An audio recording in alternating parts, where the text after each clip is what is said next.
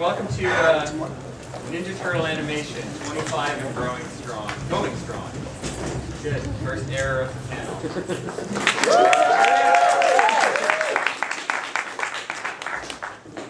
My name is Jake Black. I am a writer with 4Kids other show, not Ninja Turtles. I don't know exactly why they think that I've worked on Ninja Turtles, except for the fact that I lobbied for like 2 or 3 years. Yeah, Jake's on the list. But I work on Chaotic with 4Kids. But I've also written a bunch of Ninja Turtle comics, and so I'm a little bit familiar with the franchise. To my left is our esteemed panel, and so we will start on the far end and let them each introduce themselves. That's me. I'm Emilio Lopez. I work on characters and props, color. Yay! I'm Matt Durdick. I do writing and producing. Yay! I'm Sarah Nesbitt, and I'm the line producer. I'm Lloyd Goldfein. I'm the supervising producer. I'm the color supervisor. Richard Cronenberg, I'm the video editor. So to begin, how many people here were in the audience for the other Ninja Turtle panel that we had a couple days ago? Okay, so a smattering. Second error of the panel. Team effort.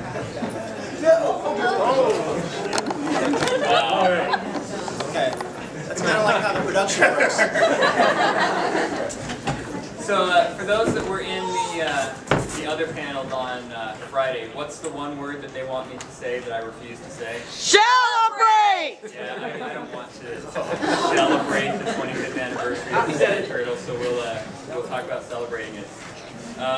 They have an introduction that they want me to read that talks about 25 years of Ninja Turtles.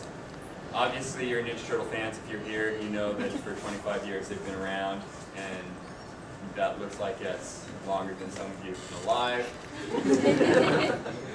But yeah, so we've got a crew that's worked on the most current animated series, right? And I imagine you mostly worked on Fast Forward and the 2003 show too, or is that? It's all 2003 on. Yeah. Okay, Pretty much. cool. So how did each of you come to work on the project, on the Ninja Turtles project?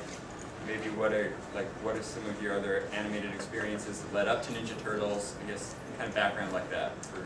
Well, all right, I'll start. I worked for a company called Griffin McCall and Sunbow. So my background was doing tons of toy commercials, and also the animated shows that those toy commercials were based on. So I worked on G.I. Joe, I worked on Transformers, Conan, a bunch of stuff. Everything that Sunbow did, I had some hand in. So that was great training. And then those companies just kind of collapsed, and I was lucky enough to wind up at 4Kids. And the first thing they handed me was Yu-Gi-Oh! And there was so much potential at the company to do things. We were kind of lobbying for, let's do something, not an adaptation, let's do a full show like we used to do at Sunbow. So we heard rumor that people were talking about relaunching Turtles, and kind of thought we maybe had an idea on how to do it. Well, to do it in a way that maybe Pete would want, Peter Laird. So we got in contact with Mirage, and we wrote a proposal. We went out there, we pitched him, and we've done 8 seasons. So it worked out okay. Sarah?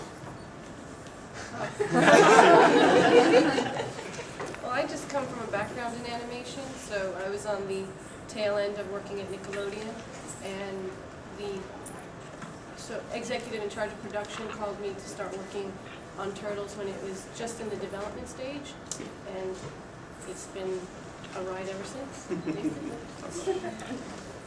I came from a writing background. I studied writing at NYU, and out of college I interviewed at 4Kids, and Lloyd was gracious enough to hire me. And I spent about 7 years floating around 4Kids doing different writing assignments, writing for Yu-Gi-Oh!, writing for shows like Viva Pinata, and eventually I made my way over to Turtles and started writing on that, and started doing some story editing and then some producing. So But I grew up watching the show, the old show, so it was a thrill to like be writing lines for these heroes of mine when I was a kid. Matt first came and interviewed straight out of school, and he's the only one who sent a thank you card after the interview. And there was $50 Let that be a inside. lesson. Oh, me? Oh, okay. Well, I actually interned on the production of the first season. And then after that, I made some friends, and I wound up at the original coloring company. We used to outsource the colors to another company called Dancing Diablo. If you look at the old credits, you'll see it. And I worked there for a while, and then some stuff happened, and we wound up moving color in-house, and that's where I'm in now. Probably really lucky to get it, because it's like amazing. Anyway. Yeah, to piggyback off what he said, well, first I used to color and draw turtles when I was young. Like, that's all I did. I know is that for most people? Yeah. Yeah, right. No, so I knew I was going to be working with turtles when I got older. That's a joke. I didn't. Yeah, oddly enough, Turtles was my first gig in animation back in 2003, roughly around when they started, a little after season 1, season 2. And we were working, color was outsourced to Dancing Diablo in Brooklyn, which was a real good company, is where I got my start. And yeah, I just sort of fell into color. I didn't really know what part of animation I wanted to go into. And yeah, we've been working for, as you said, like 8 seasons, and for the DVD and for the Back to the Sewer and Fast Forward, I've been color supervisor, so it's been great. I was a video editor at a company that doesn't exist anymore called Post Perfect. And at that company, we edited several shows for Jumbo Films, which some of you may know animates Doug, PB&J. And I also edited there a very good show for MTV called Daria. So I had a lot of animation experience when I came over to 4Kids. And being a video editor, there are certain technical niches about it that are good to know. It makes me smile a little bit now, because back in that day, it was shot on film and transferred over from film, which is no longer the case now. All those things don't exist anymore. It goes straight to video. But that was the main background I had to come over to 4Kids. So I had some experience. And I've been on the ride since day one, one of the old soldiers, as they say. Not many of us left, and it's been a great ride, and hopefully we'll keep riding. So, Lloyd, you mentioned going up to Northampton to pitch the show. Tell us about that. Tell us what the pitch entailed and how it was received and those kind of things. From what you remember. Sure, that was great. We had, if you know anything about Peter Laird, you know that he wasn't a huge fan of the original cartoon. And my first exposure to the Turtles was the comics. I loved the comics. I was a huge Turtle comic fan, and that was, to me, those were the real Turtles. I loved the charm and everything of the cartoon, but I liked the hardcore ninja race to be assassins Turtles. So I had seen several different pitches for Turtles over the years, and none of them were going that way. Nobody was trying to do the comic. And there's a lot of reasons for that. It's a kid's show. That's one good reason not to do that. But I really felt that you could approach it. There were a lot of things you could do. So that was one of the main tentpoles of the pitch. Let's really try and do the comic. The other thing was to take the 4 characters and really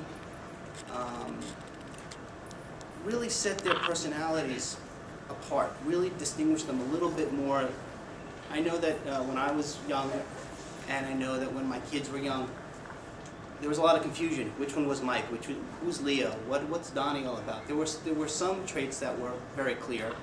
Mikey was the goofball always, and Donnie was the inventor. But more than that wasn't really accomplished. So the other thing was to carve out their personalities even more, and to play up their family aspect a little bit more, what it means for them to be brothers. So those were kind of the tentpoles, and we drove out to Northampton and we met with Pete and Gary, and I kind of just read through. Adrian, come on up. And we read through. We read through the pitch, and it just couldn't have gone. It was like, and then I think we should do blah blah blah. And he's going, yeah. How come we never did that? And on, and he just went for it. He just liked everything. And they had recently done another pitch. They had heard another pitch from the WD, and it was all about how Casey and April are high school kids, and so this for them it was kind of a breath of fresh air, and they just went for it whole hog. So it was a really good day. Cool. Matt, you said that you grew up on the original show, Yep. and you loved the characters and that. What was it about the characters that you liked? And this is kind of for everybody too, but we'll start with Matt. What was it that drew you to the Turtles originally, and do you still have that love for them? Yeah, it's hard to put a finger on it, actually. I remember really liking the idea that there were these, I guess, these versions of animals that could be like human in form, and I don't think it's really hard to put a finger on it because there's so many different variables that go into the Turtles. But anyways, as a kid, I remember liking it just because of the ninja stuff, and we started a club. We each, we were brothers. I had a brother who was Raphael, I was Michelangelo, and we had other friends, and that was the allure for me. I mean, just the family part of it, and the definitely the karate, the ninjutsu. Cool. And the rest of you?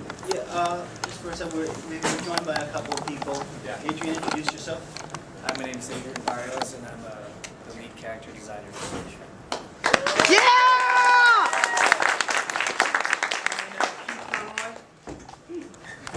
Oh, background designer.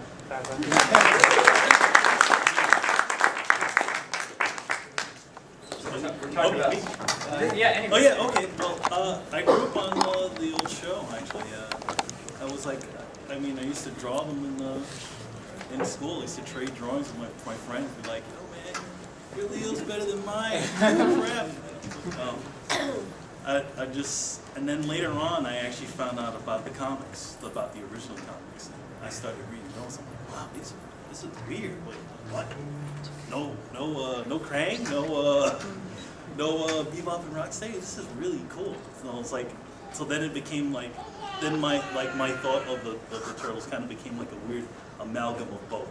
So it's like, there's a little bit of this, a little bit of that. So yeah, but it's a big dream thing, kind of, like my childhood kind of coming true, working here, which is kind of cool. Yeah, you don't realize it until you're actually in it, and then you go back maybe to your old home where you used to live, and you look at your old drawings, and you're like, oh yeah, I used to, this was like one of the, Saturday morning cartoons that were on. So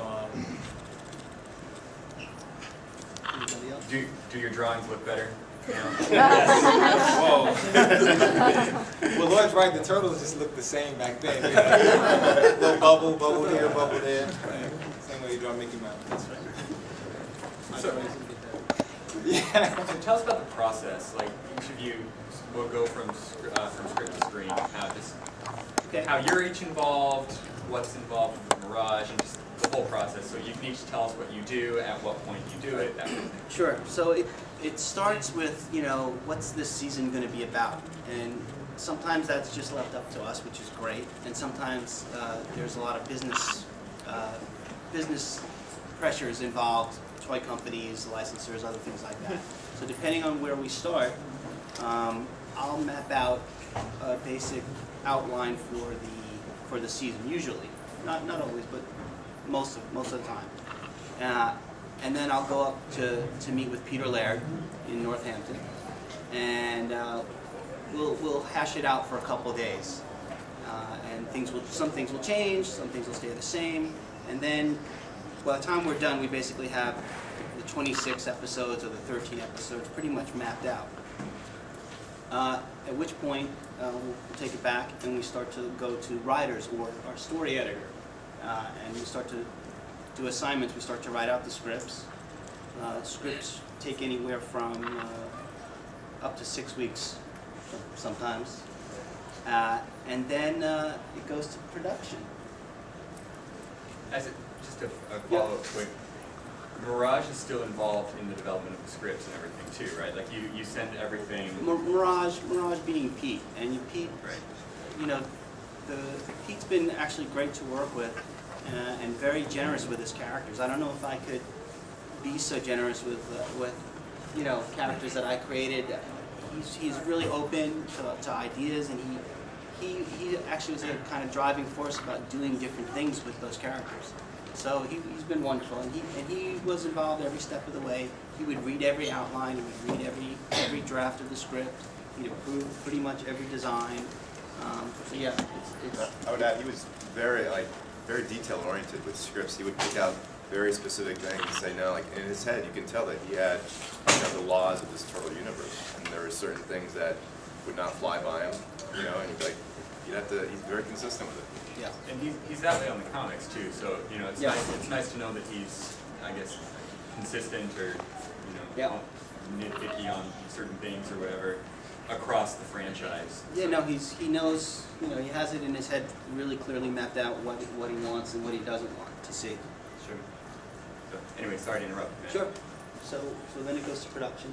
Yeah, once I have a story arc, then I have to create the schedule, and then I go to the executives and get the budget, and then we have to basically plot out the entire lifespan of the show from the beginning when I get the scripts till the end when we post and we send it off to network. So we have to do development with the artist, and then myself and the director, we have to hire the staff, keep the crew going, all the design gets done, the boards get done, the color gets done, all the materials have to go to Korea. It gets animated for equal amounts of time. Every episode pretty much stays in pre-production in New York for about 15 weeks, and that spans script through till storyboards and color, and it goes to Korea for the equivalent of 15 weeks. They animate, they send us back the take ones, and then the post-production process where we fix and mix and apply the music and such, that's another 6-week process. So altogether, all that has to be overseen, and each episode has to span that length. So a whole season of about 26 episodes can run you almost 2 years to complete. But we did it faster.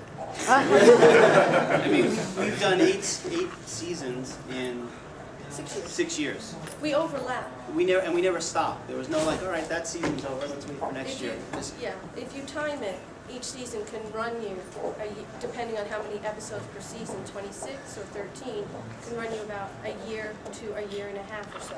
But if you keep overlapping, which we had the blessing of basically, to always get the new season arc and always keep it going, we never had to stop.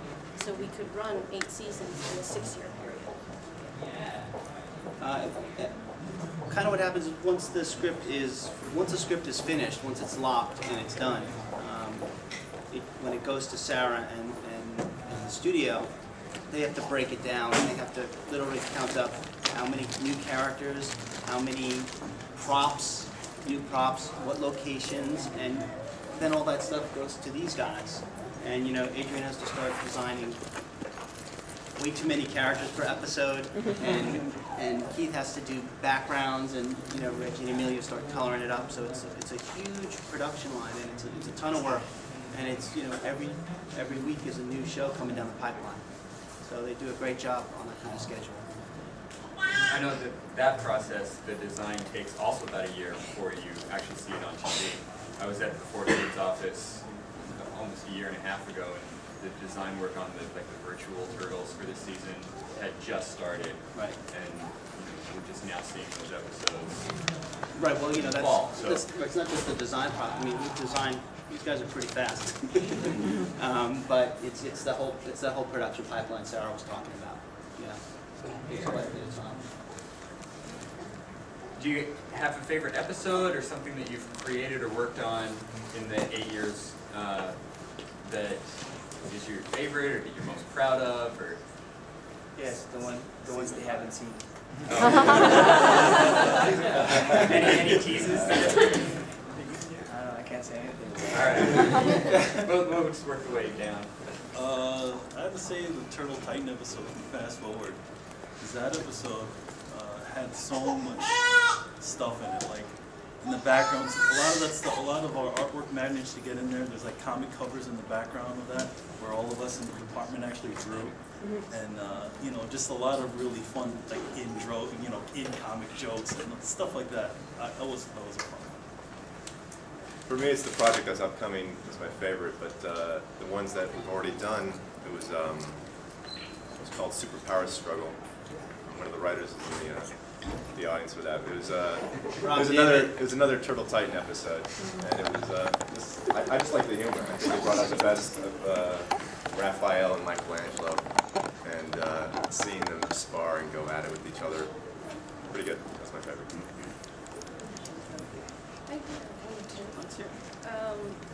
Out of the first season, my favorites were the origin episode and the backstory of Master Yoshi. And I agree with Matt, we can't say much, but the 25th anniversary special is pretty much up there as one of my favorites. Yeah, I mean, right now that's my I mean, every time we do one, except for a couple, they were my, you know, whatever we were working on at the time, we were really kind of excited about it. So it's hard to pick a favorite. One of my favorite things to see happen, it's just kind of funny and silly, is, you know, you write something on a page and you make something up, and the next thing there's, you know, 50 people working on it, and it's on TV, and then, oh, here's an action figure, something that I just made up. So that process is a lot of fun. But yeah, my favorite, I think, because it's the one we haven't seen yet finished, is the one that's coming. Yeah. I kind of like when, I think it's season 2 or 3, I don't know, they kind of mushed together now, where Leo had to go train, much like he did for the CG movie. And we called it Hidden Lands because he went to a land to train with, it's the short guy. Ancient One. But of course, for color purposes, we got to switch up the style, and instead of everything being more solid form and, you know, gradient here, there, still push to space, we got to experiment and paint stuff a bit more. So that episode popped within the whole season because it was real painterly. So it sort of had this anime feel, and it was real nice. I like that, and I like when they went to space. I love when they went to space. The Fugitoid and all that. I liked actually the Turtle Titan one from season 1, which was the introduction of the characters. That was one that stuck out. I sort of like a series. Season 5 was an interesting series. It was kind of a truncated one, and it was a long story arc with the Ninja Tribunal. The lost episodes? Yes. Yes. Lost episodes that are no longer lost. I knew where they were all the time. Yeah, they were in his drawer. Who would have thought it? It was just his desk. It was just a crazy Nobody asked thing. me. I knew Yeah, exactly he would have told me all the time. But that turned out to be a very interesting arc because it was sort of very epic in scale, and at the end of it, it really ended up being something that one doesn't normally see in this type of thing, and it had a very interesting appeal to me in that way because it was atypical, and I was very proud that at the end of the day, I felt that we actually managed to pull it off because it was a difficult season just for a variety of reasons, but it was a good moment to actually be able to pull it off, and at the end of the day, more or less get what we wanted to. So that one sticks out. And eventually get to show it to somebody. Yes, and that was also very exciting. And that turned out to be the case as well, and that was awesome. Well, I have to agree. That whole series was really fun because it was a departure from what we had done before. I think we saw the characters more in ninja ways. They were out of New York, which we would love drawing New York and drawing everything like that, but it was nice to do something a little bit more mythic. Another favorite episode of mine is the same as it ever was. Yes, yes. We got to take them out of like their normal scenario and put them in like a really crazy world, which was a lot of fun to draw and come up with ideas for that. The script was great, so it was a lot of fun to do that. Hunt on the Run was another favorite of mine. And of course, I have to say I am looking forward to seeing the new project coming out because I think we're going to do a lot. We did a lot of different things background-wise with this group, so I think it's going to be really, I hope it's really good. We've been talking kind of in code about this 25th anniversary project and stuff, and that you can't talk a lot about it. But is there anything, for the sake of those that maybe haven't visited NinjaTurtles.com or whatever, that you can say a little bit about what it is? I'm not sure what you're referring to. That would be my 4-year contract. The Yeah, thing in well- Toy Fair. Oh, yeah, that. Yeah, we're working on a movie length, 25th anniversary special with the Turtles, in which characters from the present collide with characters from the past. And I think that's about all I can say.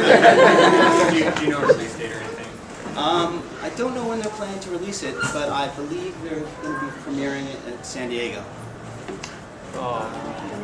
It's supposed to be completed by the end of June, and then I don't know what the plans are exactly after that. I think it's going to be, we're trying to air it in its entirety on television, but I'm not sure where. And then they're going to release the DVD. The premiere, I believe, is San Diego right now. How is it to be a part of a huge worldwide franchise, both on your individual level? Like, do you ever sense the magnitude of what you're working on? Are you like, oh, wow? I think if we did, we'd all be crippled with fear. It's really a day-to-day thing. It's, just trying to do really our best work, working with great people. And I mean, you're aware of kind of wanting to do justice to the Turtles, and I always felt very protective about the idea that Pete entrusted me with his babies. So you do have that sense of responsibility. You want to get it as right as you can and do as good a job as you can. But as far as and obviously the Turtles are everywhere. Yeah, when you walk down the street and you see people with shirts on, Right. sort of hits you like, oh yeah, that's my Yeah, job. I'm working on that. I found it like really humbling. I remember taking a train ride back from someplace, and I had to do some notes on the storyboard. And the person sitting next to me was just like amazed, and I started getting excited about it too. Like, Yeah. wow, this is great, and it's really cool because when somebody asks me what I do, Yeah. and I work on I would say some of the shows, and some people would know them, some people don't. Everybody knows Teenage Mutant Ninja Turtles. You say that, and you just get this reaction like, awesome, that's so cool, what a dream job. It's like, it is, yeah. Yeah, you get it every time. We in the color department every so often we just we're just in there, we just, if you ever see us, we're just all like, and then all of a sudden we're just like, whoa, really? Oh man, I'm working on this? And then you just go back to what you're doing. That's a good pickup line.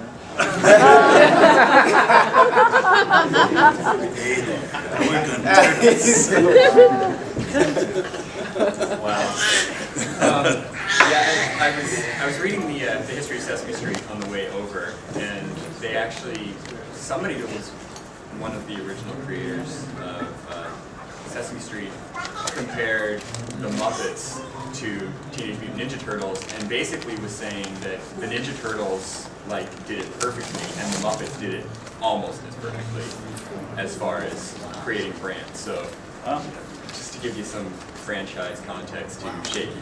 I think we need Kermit the Frog on the show. Hey guys!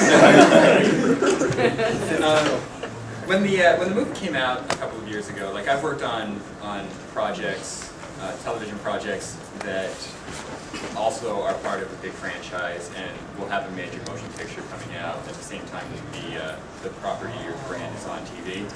There are certain things that we couldn't do because they were going to do them in the movie. How did the movie from a couple of years ago affect your schedule, your show, and what you could and couldn't do creatively, or did it? It did, actually. How much can I say?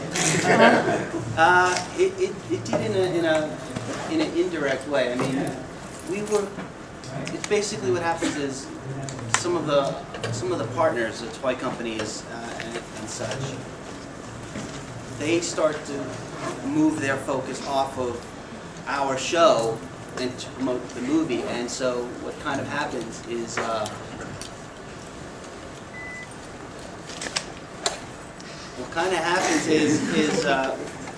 it's hard to describe, I guess.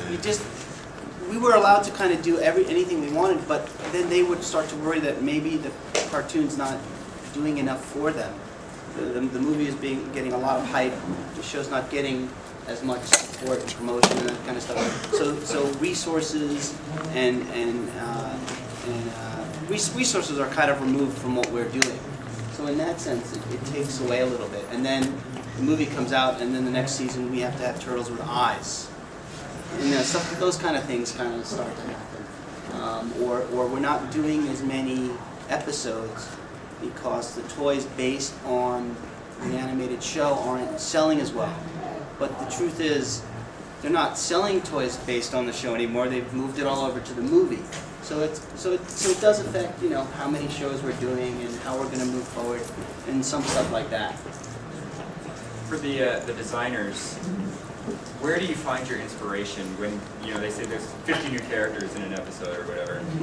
Where do you come up with your inspiration? And then also, there was reference made earlier that toy companies kind of have some say sometimes. So how much of it do you get to just individually create, and how much of it is influenced from the marketing and the toy companies and that kind of thing? Well, like what you said, sometimes they will hand me some design that was based on a toy. So I had to base it on that. But sometimes I get freedom to just come up with my own stuff, and I would show Floyd if he likes it, then finalize it. And of course, I look at Capcom designs, I look at all over the place, and then for references and stuff like that. It's the same thing. The first few seasons were the York episode, so I had the best reference possible to swap around. But as we got into space and other things, we actually referenced the comic books a lot. Try to keep it true to that. We looked at, of course, we look at movies.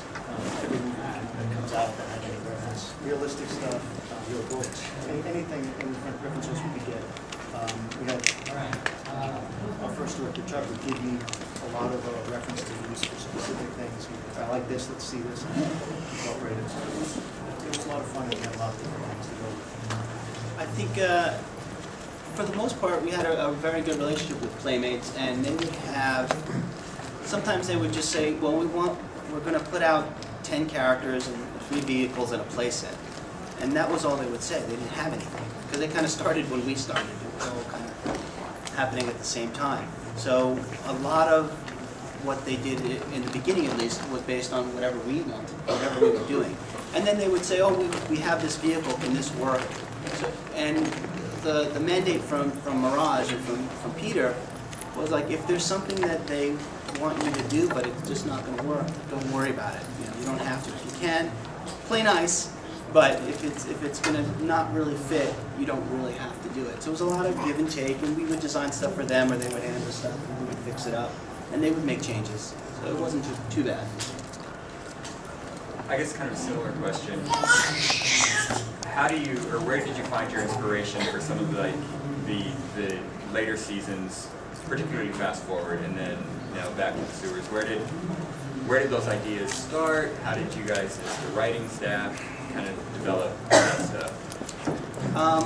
Well, that was one of the times where the toy company was really involved, and we've done a lot of.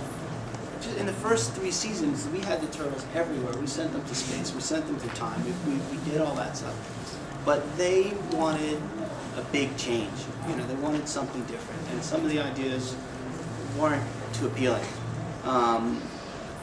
So we racked our brains and tried to come up with something that I felt, something that would do what they wanted to do, but wouldn't, it would still be true to our characters, wouldn't just invalidate everything. Something that could really be part of the same mythology that we'd been working on since the beginning, and still be true to the whole concept of the show as we'd seen it.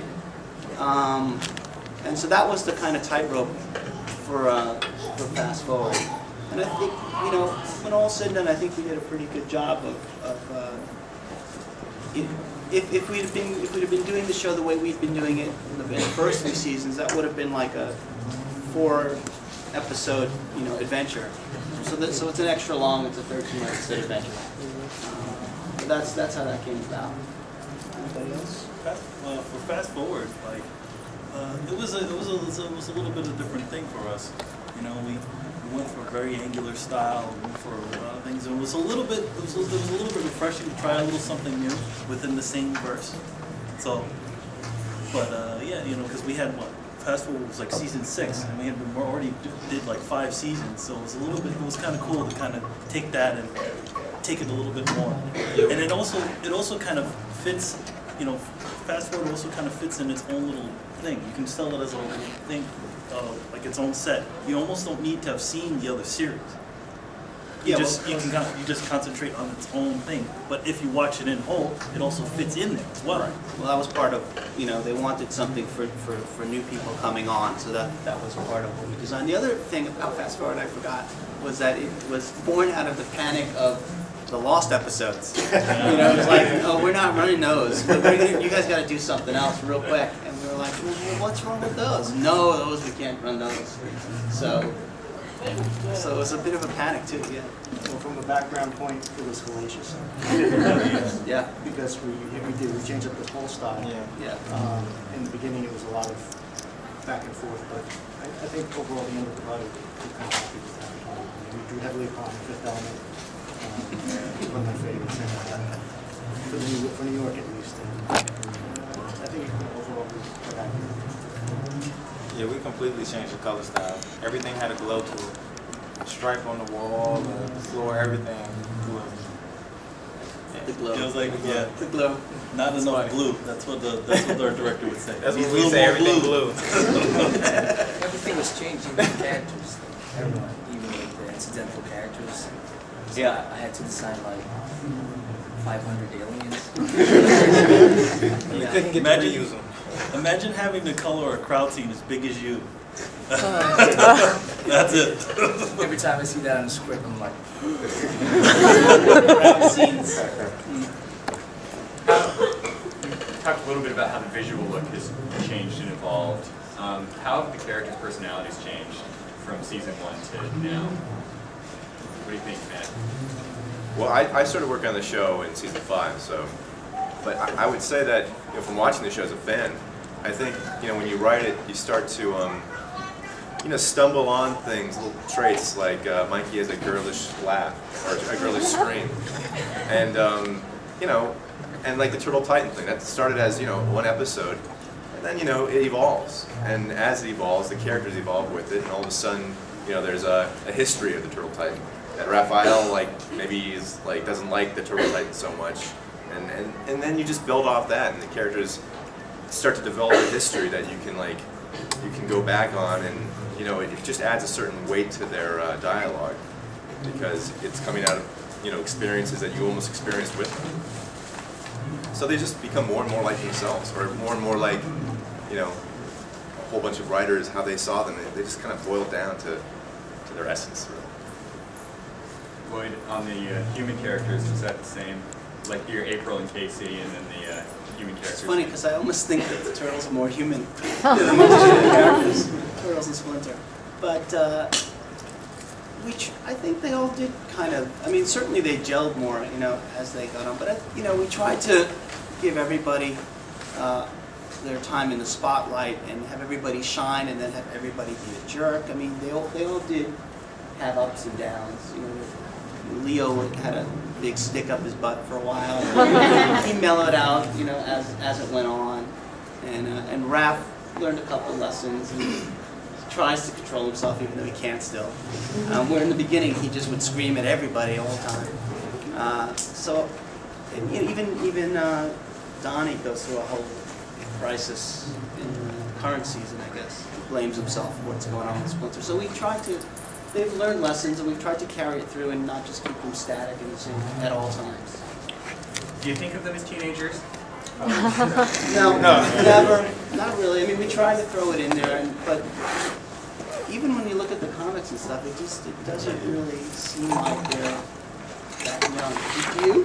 No. Yeah. Well, and in the comic continuity now, they're like middle-aged. No, I know, but back in Those are the ones I work with. Right. Young adults. don't know, man, Raphael sounds like my uncle. Hey guys, what are you doing? Billy was always doing voices around the office. Yeah, I'm we're surprised you never went upstairs. always during the stuff, like every so often, like me, Reggie, Yeah. we always sit in the color office, like working on a thing. I'm like, hey, what are you guys doing? Yeah, or like, you know, sometimes like I'm working on Splinter, I'm like, ah, yes, my sons. What are you, my son? What's happening? You know. That's how we keep it interesting. Color could be a little bit, you know, if you're working on like, sometimes you'd have to work on, especially with backgrounds, like you work on like, destroyed background 1, destroyed background 2. You really gotta get into it. Really destroyed background. You gotta Mikey jump would, in, become a part of it. but you know, that's how we break it up. For those of you that were at the panel on Friday with the Mirage crew, you know that some of the questions that they gave me were pretty interesting. So I'm going to ask some of those interesting questions now for this panel. Who are your biggest fans? I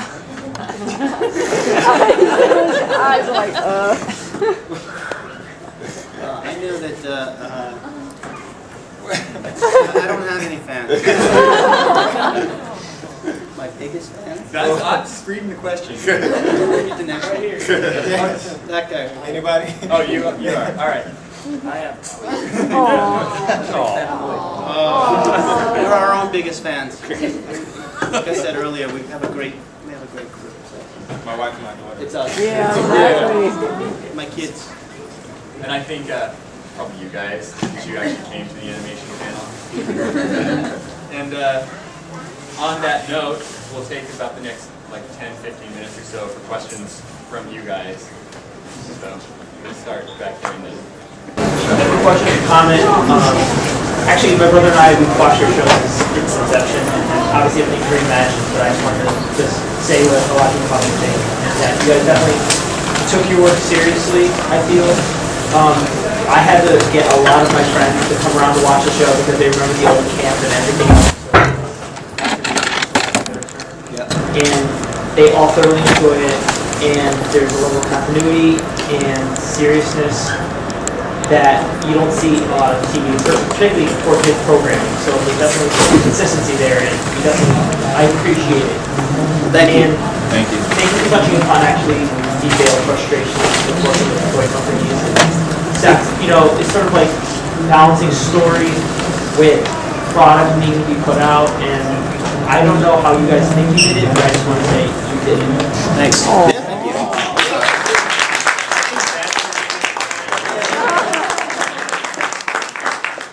New season? Is there one? We're all kind of waiting to hear.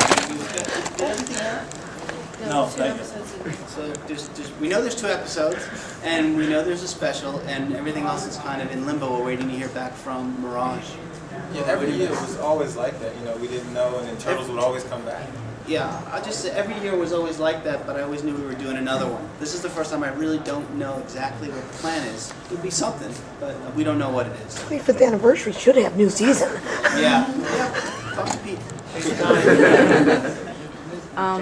I'm doing this for my boyfriend, so if I ask a question that doesn't make sense, I'm sorry.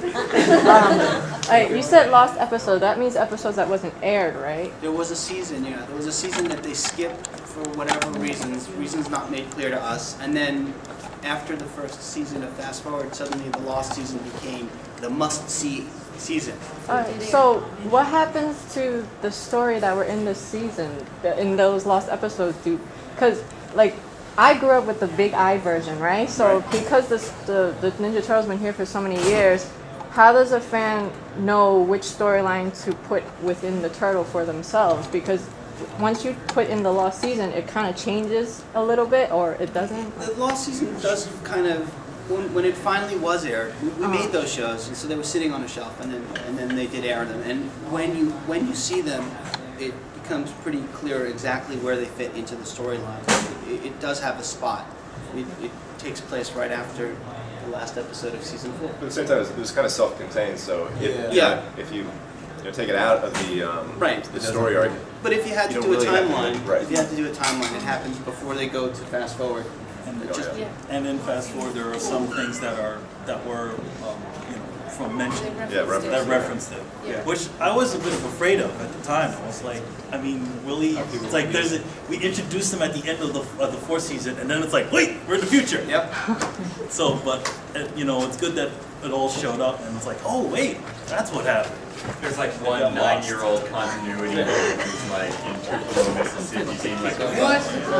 Well, I think at the end of season 4, it was a little disorienting because the very last thing, they arrive in Japan. Yep.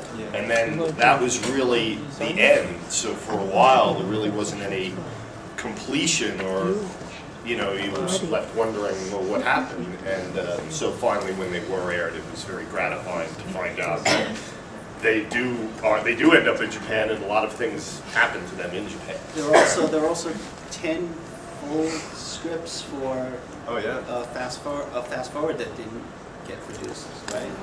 13. And one beautiful storyboard. Oh my God! Oh yeah, great show. So. And one spec that I One of them got a needed job. No, to show up. as far as I Yeah, no, remember. That's the board, that's the incredible. board. What about the story? Oh, that one got transferred. Yeah. Yeah, we rescued one of those stories. Was the ranking ever due back, or was he only a one shot? He was a one shot. Was he make the cameo? He was supposed to make a cameo. Oh, he does. Well, yeah. At the very end. He's gonna. Oh, Yeah. Watch for him soon. Yeah. Looking around like, Anything. I'm gonna be honest, I haven't watched Ninja Turtles in probably almost 20 years. But I've noticed that the toys have kind of come back to what they were when I played with them, when they were my brother's toys. If I return them on again, would I be disappointed or would I be really excited?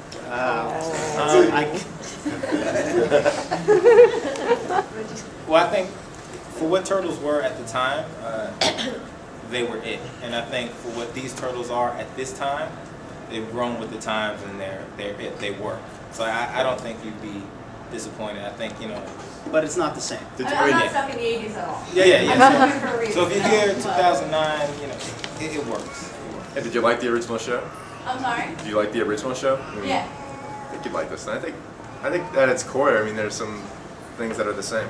It's the same. There's one way in the back. Yeah, can't get much further back than you. Oh. Can you speak up a little bit? I'm a big Turtle fan from my way back, and pretty much lived with reading this stuff. And I got my brother hooked up when he was like a little kid. And of course I gave my mother a headache because now she has to buy a whole new generation of lots and lots and lots of But I noticed when season 5 came around, and then it was fast forward, season 5 was like around the top quality that show actually really got. We had Voice of Legend, the Demonic Splitter, View of Japan and stuff. And I don't know if anybody saw the ending, but I'm not going to give it a spoiler, but that was pretty kick-ass what happened. But 4 kids ever kind of give the problems with that since they replaced it with fast forward and had that whole lost season thing. Because I can tell that was like the most darkest 5. Lost season. And then these pointless, that kind of quality coming back. The only trouble they really gave us with it is making it the lost season. You know, 4 Kids is a really good place to work in that we have a lot of freedom. It's basically, you know, me and Pete, and if Pete's on board, go, and we do it. And, you know, and then everybody throws in their ideas, make it as good as we can. So nobody said, oh, you can't do this, and what are you doing with that demon shred? I mean, we're left to our own devices, so we just were trying to make it as best we could, and I don't think anybody from 4 Kids even looked at it. Anyway, they give us a lot of latitude, so in that sense, it's good. This just after it was all finished, they kind of decided with the movie coming out soon. There were lots to talk about the movie at that point, and they wanted something different. They wanted to bring in more kids, and that's why Fast Forward happened. And Pete, just fallen in love with some of the ideas to the point that he's incorporated them now into comics. Like some of the stuff that you guys have created, like the Battle Nexus and stuff like that. Every season with Pete, it was like, can't this one be all about the Battle Nexus? we'll go back. Battle Nexus is fun. Yeah, Battle Nexus fun is stuff. It's not so much a question, but a comment. I mean, I grew up watching the Looney Tunes with my father, and one of the things that I really love about the Looney Tunes is there's stuff for the kids to watch, but then there's always this kind of undercurrent that is there for adults. And I think you guys really pulled that off, especially with the most recent season. I'm thinking specifically of Super Quest, which as someone who spends a lot of time on the internet, it was brilliant. And I know the kids are watching it, and I know they're getting a great kick out of it. But then all the lead speak and all the avatar stuff, it was really, really, really well done. And I love that you guys have gone back to the original comics. I mean, I grew up watching the 80s cartoon, and I loved it, but that is what made me get into the comics themselves. And so to see this new cartoon, which is bridging the gap between the two, and it's just great. I love being able to watch it and be like, these are definitely people who love the show and grew up with it the same way I did, but there's a spin there. Like, I look at the stuff when they go into the internet, and I'm like, yeah, this is Tron. This is great. This is awesome. So thank you guys really a lot. Thank you.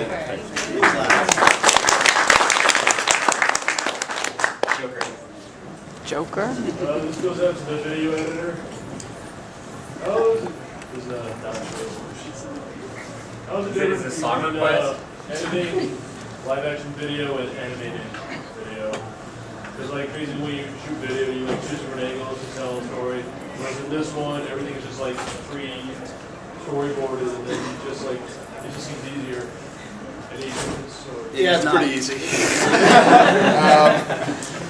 Well, as you said, it's always kind of interesting because there aren't multiple takes of actors, obviously. You don't have to decide about, well, in this particular take, Mike, he didn't read it in quite a convincing way because it's only delivered from Korea in one version.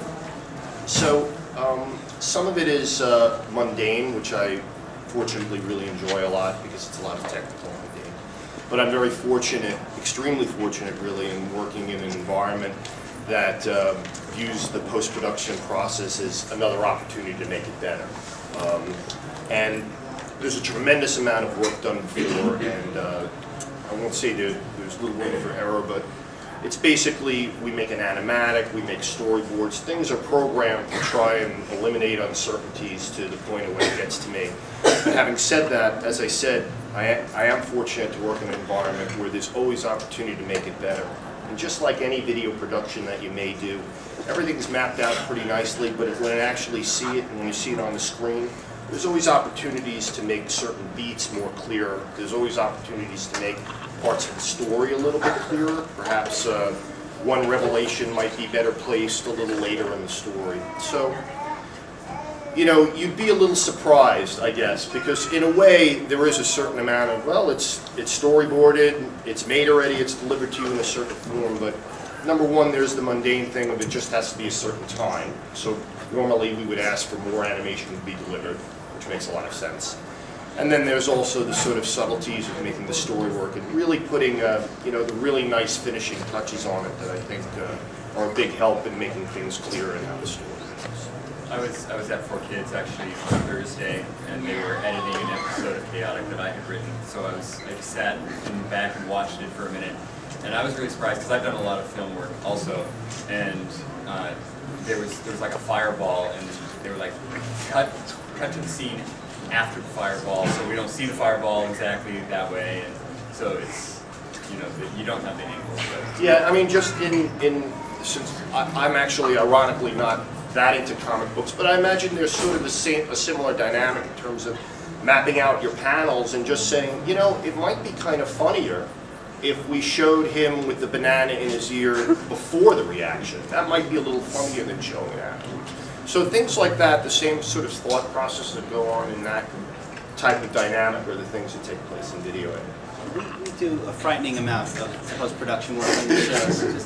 We create whole new scenes that were never on the storyboard, that never got animated in post-production, just to make the show better. Right. In-house. Right. Because I had forgotten even about even just the technical thing of exactly what Lloyd said. Sometimes we'll just create new scenes in post-production because there's a story gap that we want to make. Something's not clear, or this didn't work. You can borrow shots from other shows, and a lot of times we'll even rewrite entire scenes, you know, and then just manipulate the lip flap to work.